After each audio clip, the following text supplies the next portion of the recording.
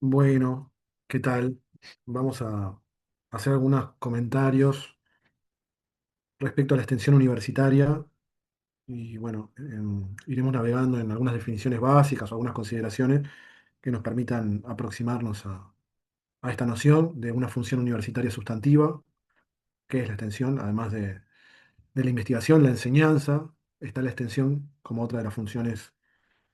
que hacen a la vida de la universidad en cuanto a sus funciones primordiales, tanto formativas como de actividad docente también, por ende. Entonces, primero vamos a compartir algunas definiciones que trabajamos en el Prorrectorado de Extensión. Yo les voy a presentar la presentación institucional del Prorrectorado de Extensión para poder visualizar un poco a qué nos referimos con extensión universitaria, algunas definiciones, algunas problemáticas, algunas imágenes que vamos a ver también. Y luego vamos a intentar pensar en cómo el diseño, de alguna forma, por su concepción, por la forma de pensar las distintas acepciones y posibilidades que tiene el diseño en tanto campo de estudios, con su dimensión práctica, su dimensión teórica, su dimensión epistemológica o su dimensión, sus múltiples dimensiones, digamos, de abordaje, permiten un diálogo bien complementario con esta idea del trabajo en lo que vamos a llamar la integralidad, que ya vamos a ver de qué hablamos, pero bueno, la materia, la unidad curricular se llama Funciones Universitarias Integradas, así que van teniendo alguna pista ya desde el propio título. Bueno, muy bien. Como les decía, esta es una presentación institucional que tiene una perspectiva sobre la extensión, pero básicamente cuando hablamos de extensión en la Universidad de la República tenemos que ir a ciertas definiciones institucionales que, como dice la presentación, en el Consejo Directivo Central, en 2009, el Consejo Directivo Central es el máximo órgano rector de la Universidad de la República, que es cogobernado, tiene integración de docentes, de estudiantes, de egresados y de algunas facultades que tienen representación allí, más el rector que la preside, y es quien define y toma los lineamientos institucionales de política institucional. Desde el 2009, la extensión universitaria está concebida como un proceso educativo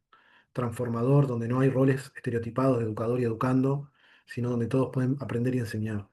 Estos son conceptos que seguramente están en algunos de los documentos que aprobó el CDC, pero que de alguna manera son el sustento teórico, conceptual de la extensión. Es decir, fíjense que la extensión no es una actividad que sea externa al proceso educativo, es un proceso educativo o está sustentada en un proceso educativo transformador, es decir, que busca transformar tanto los conocimientos de quien está estudiando como de la sociedad con la cual se está vinculando la universidad y los estudiantes en este caso. Es decir, no hay roles estereotipados. No es que el docente sabe, el estudiante aprende solamente, sino que el docente aprende de los estudiantes, la sociedad aprende de los estudiantes aprenden de actores sociales y todo se va dando en un entramado de red en el cual todo el tiempo estamos aprendiendo y compartiendo enseñanzas a la vez. Esos paradigmas representan, vienen de una pedagogía que mucho tiene que ver con la obra de Paulo Freire, que de alguna forma busca romper esta idea de que la educación es solo para desde los que saben a los que no saben, sino reconocer que todos sabemos y que todos eh, aprendemos y enseñamos, como decía yo. La extensión entonces, en ese entramado, de esa forma de educación popular, contribuye a la producción de conocimiento nuevo que vincula críticamente el saber académico con el saber popular. Es decir, uno de los roles de la universidad tiene que ver con la creación de conocimiento y esta propuesta tiene que ver con cómo ese conocimiento entonces se construye no solamente dentro de la universidad, sino en una correlación con la sociedad y en el codiseño. Ya les voy tirando alguna pista de cómo después lo vamos a pensar en términos de diseño, pero en ese codiseño de producción de conocimiento entre actores del saber académico, como dice allí, de los saberes populares, que son saberes que surgen de otro tipo de espacios que no son las aulas universitarias o los laboratorios o los espacios típicos de la academia, sino que tiene que ver con la resolución de problemas, la acumulación de formas organizativas, de trabajo en equipo, de vinculación, de la producción de la ética y de muchas otras cuestiones que surgen generalmente en los ámbitos de los espacios públicos o de los barrios o de los hogares o de las organizaciones sociales donde se practica algún tipo de actividad reivindicativa o de organización para generar algún tipo de posicionamiento social o deportivo o de organización en busca de mejora de la producción de alimentos o lo que fuera. Hay saberes que se van construyendo que sabemos que no están todos, ni mucho menos, en las disciplinas o en las áreas universitarias. La extensión busca conectar todos esos saberes y producir conocimiento en función de esos problemas sociales que se van abordando muchas veces con aspectos de saberes que tienen que ver con la ciencia, con la tecnología, con el desarrollo disciplinar o con los campos de saber o de la producción filosófica, por decir alguno, pero en complementariedad con las formas de resolver esas problemáticas con saberes populares o no académicos. Entonces, esta mirada tiende a promover formas asociativas y grupales que aporten a superar problemáticas significativas a nivel social. Pero lo que ya les decía, eh, esta cuestión del trabajo en equipo, de lo asociativo, de la grupalidad, en esta idea de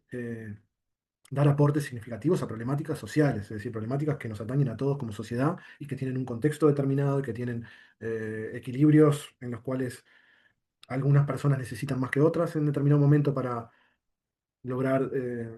tener ciertos derechos o cierto acceso a derechos o ciertos parámetros en su calidad de alimentación o de salud y que nos hacen como sociedad. La sociedad es ese equilibrio, esa complementariedad entre estas formas de pensar y de hacer de todas y de todos los que habitamos en un espacio, en un territorio. Es decir, toda esa prioridad, esa agenda de temas, esa relevancia social que adquieren algunas problemáticas vinculadas a algunos temas tiene que ver también con esa mirada ética, con esa mirada de la promoción de derechos y de promoción de calidad de vida, en la cual la universidad, por supuesto, desde su ley orgánica está involucrada y desde la extensión tiene esta llave para pensarlo.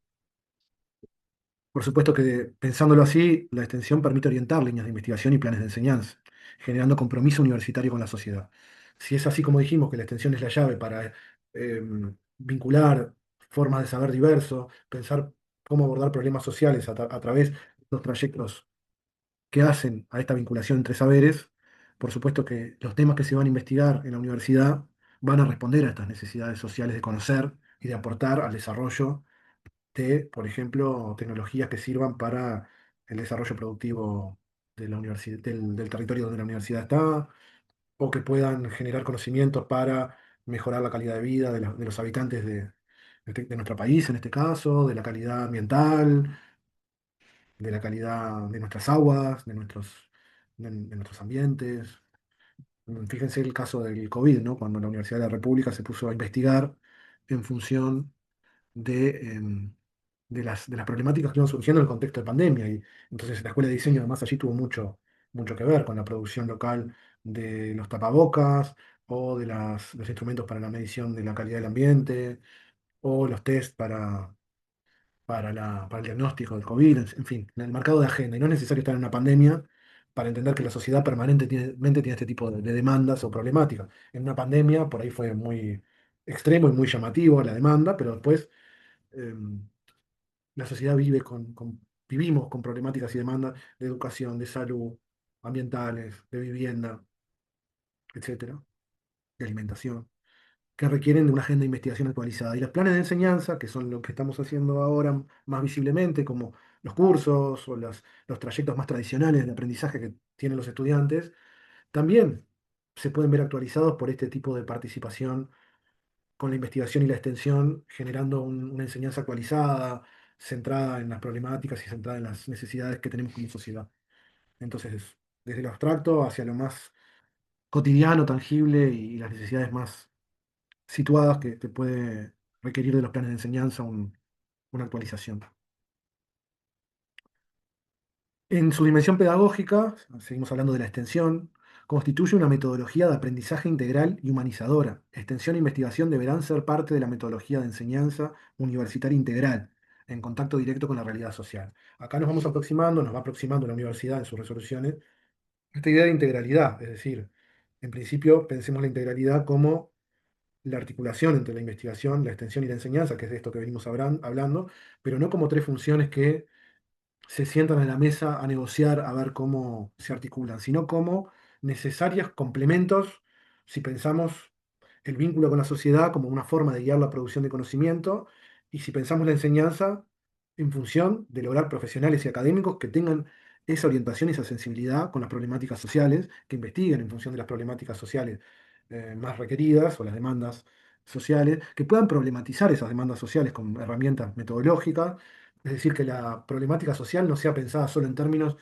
de un abastecimiento, de una asistencia, de una solución de afuera, sino en ese codiseño y esa construcción de conocimiento conjunta que permita pensar en bueno, la integración, digamos, de esa producción de conocimientos con las realidades sociales y con esa problematización de las mismas o esa, diríamos, extensión crítica, es decir, con la posibilidad de pensar en desnaturalizar, de construir cada una de las cosas que parecen que son dadas, que están hechas y que son así, lo pensable, lo decible, todo lo que como sociedad nos vamos marcando como límite ético, moral o de rumbo, poder problematizarlo en función de equilibrar los accesos a derechos, las posibilidades de esta mejor calidad de vida. Y todo eso es integral, está en un mismo sistema interrelacionado. Uno lo puede ver cómo funciona esa parte, pero realmente es parte de lo mismo. En ese sentido, Rodrigo Arocena, ex rector de la Universidad de la República, que tuvo mucho que ver con este proceso de reforma universitaria del cual les hablábamos en estos años, en el 2009 para adelante,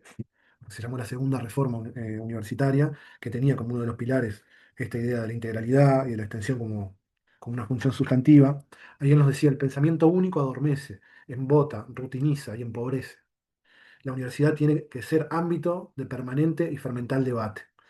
Este es uno de los pilares, digamos, para pensar en por qué es necesario problematizar, generar pluralidad de pensamientos, articulación de pensamientos, que no nos vamos a encontrar adentro de las universidades solamente. Sí, los encontraremos allí, pero sobre todo los vamos a encontrar en la complementariedad y en el diálogo permanente con el resto de la sociedad que genere este ámbito fermental de debate permanente, ¿no? Los debates sociales, los debates sobre las demandas, sobre su forma de abordarlas, sobre el conocimiento situado. Bueno, en ese encuentro es que realmente la universidad se enriquece. Entonces la extensión ahí encuentra una dimensión política. Cuando hablamos de política siempre hablamos de una cosmovisión, ¿no? Una construcción de rumbo y de dimensiones que de alguna manera nos marquen ese posicionamiento ético, em, que nos permita ser y estar en el mundo con determinadas consideraciones. Por supuesto que no hablamos de política en términos de política partidaria ni ese tipo de cuestiones, sino de esa definición de política más de rumbo. Entonces no hay práctica educativa que sea neutral. Toda práctica se inscribe en la malla de poder que caracteriza a nuestras sociedades en términos de explotación, dominación, conflicto. Yo le agregaría de complementariedad, de los distintos tipos de vínculos en los cuales nuestras sociedades eh, se conforman o van transcurriendo, digamos, en toda interacción social situada en un territorio que produce discursos, que produce significados, que piensa y que dice, aparecen conflictos, aparecen problemáticas, aparecen emergentes que son necesarios repensar, actualizar, solucionar, crear y recrear para poder seguir en el rumbo, digamos, o seguir con una determinada cosmovisión respecto a qué valor le damos a la vida, a qué valor le damos a la salud, a qué valor le damos a la familia, o a los amigos, o al club de barrio, todo lo que nos importa y queremos defender, nuestra calidad ambiental, el poder respirar aire puro, el poder ir a una playa que no esté contaminada, todo lo que nos preocupa como sociedad, de lo más, pareciera más insignificante hasta lo más complejo, de alguna manera está en tensión, está en conflicto, conflictos ambientales. Fíjense ahora con el conflicto ahora o permanentemente, ¿no? Cuando viene una petrolera o cuando viene un recurso que quiere establecer de su interés una determinada intervención, como eso genera conflictos sociales y aparecen las réplicas o las resistencias por argumentos ambientales, por argumentos de soberanía. Y bueno, todo eso siempre está en permanente tensión. Em, de alguna forma la extensión busca estar en contacto y en sintonía con las organizaciones, con las ciudadanas, los ciudadanos que habitan nuestro país, para pensar en una articulación de saberes que permitan atender realmente a las dimensiones éticas o de rumbo político que hagan a un bienestar. Entonces el bienestar habrá que ver en la argumentación qué tipo de conocimiento se construye, cómo la universidad aporta a la construcción de un determinado tipo de conocimiento, a través de investigación, que defienda determinados valores y determinadas posturas sociales. Y bueno, y ahí la extensión tiene mucho para jugar, ¿no? Ni que hablar en su dimensión pedagógica. La extensión universitaria requiere de una apuesta a la organización de la actividad educativa en términos de procesos, donde todos somos protagonistas en una praxis colectiva transformadora de la realidad. Y la transformación es eso, es reconocernos en nuestra forma permanente de cambio y de transformación, así como se transforma nuestro cuerpo, no solamente por el paso del tiempo, sino por los dispositivos en los cuales habitamos. Imagínense los cuerpos que trabajan de una forma, los cuerpos que trabajan de pie o sentados o en movimiento, cómo van generando sus callos, sus dolencias, sus firmezas también, y eso es transformador. Imagínense con la mirada del feminismo sobre el tema de los cuerpos y de la liberación, la opresión, esas dicotomías que se tienden a resolver en esos conflictos sociales, o a no resolver en esos conflictos sociales, donde la extensión universitaria se sitúa para comprender y para construir junto con las personas universitarias y no universitarias que estamos involucrados en estos procesos. Y ahí está la dimensión metodológica también, ¿no? La comprensión de la dimensión política de la extensión es inseparable de una propuesta metodológica que apuesta a la co-construcción y el intercambio de saberes. Esa es la mirada gruesa, metodológica, es decir, esa co-construcción e intercambio de saberes que hablábamos hoy y que tanto tiene que ver con el diseño, ¿no? Acá algunas reflexiones que veníamos haciendo. Estas son algunas imágenes, si se sigue viendo, eh, de trabajo en los barrios, vinculado a los programas que la Universidad de la República tiene, el APEX en el oeste de Montevideo, el PIM en el noreste, y algunos espacios donde la universidad está territorializada, en el interior, en los Cenures también, en Casaballe estamos construyendo también nodos de articulación territorial, espacios para dialogar con la sociedad, con actores sociales que tienen problemáticas bien diversas, pero en estos cinturones metropolitanos también bien fuertes, bien agudas. Que tocan las dimensiones más básicas de la existencia, la alimentación, la salud, el acceso a la calidad de vida con ciertos parámetros. Y ahí la universidad ha hecho una apuesta de tener espacios donde hacer prácticas, donde poder tener docentes que trabajen en articulación con actores sociales para pensar en estas agendas de investigación en relación con esa extensión y poder allí tener formación estudiantil y que ustedes puedan entender su rol profesional al servicio de la sociedad, ser servidores de la sociedad en términos de lo que la sociedad demanda, en cuanto a producción de conocimiento, en cuanto a inserción profesional, en cuanto a ese rumbo país, digamos, que nos preocupa y nos debe preocupar a todos. La integralidad entonces es un horizonte universitario, es un concepto que nos guía y que nos permite recuperar ese sentido del quehacer universitario crítico, del quehacer universitario comprometido con la sociedad, tal como lo marca la ley orgánica. La integralidad como espacios itinerarios de experimentación para la construcción de ámbitos y ambientes de aprendizaje. La integralidad tiene, por un lado, ese objetivo pedagógico de poder tener espacios educativos que salgan de las aulas que tanto nos dan y que tan buenas son, pero que muchas veces quedan muy limitadas para comprender cómo opera el conocimiento en su funcionamiento, en la vida de las personas. Es decir, imagínense un estudiante de medicina que nunca interactúa con una persona o que solo trabaja con simuladores o con muñecos, que también se hace, pero cómo después, cuando eso llega a un nivel profesional, repercute en el propio vínculo del médico, la médica con nosotros, o con cualquier disciplina. A veces el médico es fácil de entender porque es algo que a todos nos toca, nos va a tocar interactuar, pero vayan pensando como arquitectas, como diseñadores, cuando pensamos en construir o en ser parte de una construcción del hábitat, de un espacio público, de una vivienda, de un objeto, de una interfaz, de un espacio de interacción social, la importancia de entender y ser parte de los procesos de interacción social, de no mirar la sociedad como un objeto y mirarla de afuera y pensar cómo diseñarla desde una intervención externa, sino cómo ir construyendo un aprendizaje en el cual seamos parte de esas dinámicas de vinculación con distintos temas y distintas problemáticas sociales, más allá de las que nos tocan a nosotros como individuos o en nuestro entorno más inmediato.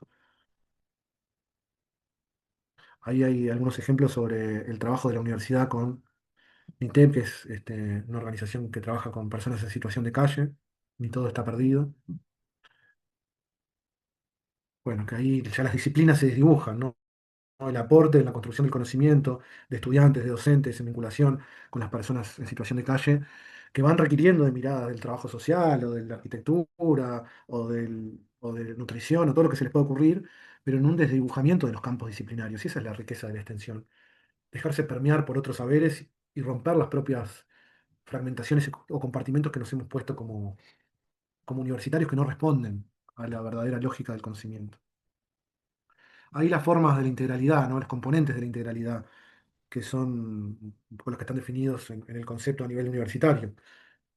Esta idea del intercambio de saberes o el diálogo de saberes, que venimos hablando desde hoy, la integración de las funciones de extensión, investigación y enseñanza, que también venimos hablando, a la vez que se proyecta esta interdisciplinaridad o esta transdisciplinaridad, esta coproducción de conocimiento, el diálogo con las tramas comunitarias y sus organizaciones. O sea, hay tres componentes, ¿no? Las disciplinas no son disciplinas, son realmente constructos artificiales que nos permiten navegar de una forma en nuestro trayecto formativo, pero la realidad es que el conocimiento es complejo, no funciona como disciplina, funciona a través de varias interrelaciones que muchas veces abordadas de los problemas sociales tienen un comportamiento en sus aprendizajes mucho más parecido a cómo funcionan, en sus intersecciones, en sus complementariedades o en sus tensiones, y tener una formación de este tipo es mucho más beneficiosa como estudiantes que salir después de 4 años de haber pasado por libros y por aulas solamente. Por supuesto que los libros y las aulas son una herramienta primordial del trabajo como estudiante, pero no haber entendido que estos saberes que vamos construyendo necesitan un necesario diálogo con otros saberes sociales y otros campos disciplinares o disciplina, es una cuestión bastante limitada como profesionales o como académicos. Y este paradigma ayuda a pensar desde la extensión como llave a todo el desencadenamiento del proceso. Bien, hay algunas cuestiones más valorativas, pero que pues las pueden ver y listar, porque no me quiero detener mucho más. En esta primera parte voy a hacer unos comentarios ahora sobre el diseño para ir cerrando, porque ya creo que estamos bastante sobre la hora. Acá algunos ejemplos de trabajos o de fotografías sobre trabajo de extensión. Algunos aportes, hay sobre algunas perspectivas que mucho tienen que ver con la historia de la extensión y los aportes, como los procesos cooperativos y asociativos, para que vean algunas imágenes también de ámbitos donde se trabaja la extensión, la Comisión Sectorial de Extensión y Actividades en Medio, programas integrales. Así funciona el Protectorado de Extensión. Tiene una comisión sectorial, un gobierno, que construye política, tiene áreas temáticas que van desarrollando ciertos acumulados, derechos humanos, promoción de la extensión y actividades en medio, sector productivo de organizaciones sociales, estudios cooperativos y economía solidaria. Fíjense en la economía social y solidaria, si habrá ahí nexos con el diseño, ¿no? Ahí en la Escuela de Diseño trabaja muy vinculado. El programa APEX, el programa PIN, lo que les decía, los desarrollos en Casaballe, en Ciudad del Plata, en Malvin Norte, en el interior, en los Cenures. Bien. Vamos ahora para cerrar a comentar algunas cuestiones, voy a sacar la pantalla, respecto a cómo el paradigma del pensamiento del diseño, que venimos trabajando en IPD, por ejemplo, en la introducción al pensamiento del diseño, está muy emparentado a estas bases conceptuales de la integralidad y de las potencialidades de la extensión como apertura de trabajo en lo territorial, ¿no? En la noción de diseño que venimos proponiendo en el área y que venimos trabajando y que vamos a seguir trabajando en la carrera, el objeto de estudio del campo del diseño, como saben, lo constituyen los problemas de los sujetos y sus formas de habitar, como decía Fernando Martínez en alguno de sus documentos, ¿no? También está en la bibliografía del curso. El objeto del diseño no es el diseño, un poco en forma provocativa, para sacarnos de esa idea de que el diseño está situado en el objeto y qué es lo que se diseña. Bueno, ahí hay un poco un territorio que tiene que ver con los sujetos y sus formas de habitar, podríamos decir en forma muy genérica, y ahora sin entrar en eso, porque no es objeto de esta presentación, pero si situamos ahí, en esos problemas, insertos en esa complejidad de lo social, con esas indeterminaciones que requieren esos abordajes de integración de diversas herramientas y saberes,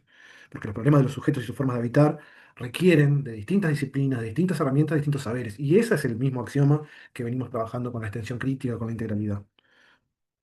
en esa necesidad de trabajar desde una mirada transdisciplinaria, en esa necesidad de salir de una disciplina y pensar en esos problemas y trayectos de abordaje que requieren de múltiples saberes y distintos entramados. Eso es el diálogo de saberes, el ámbito donde la pluralidad, donde las múltiples visiones de las cosas entre universitarios y actores sociales no universitarios entran en juego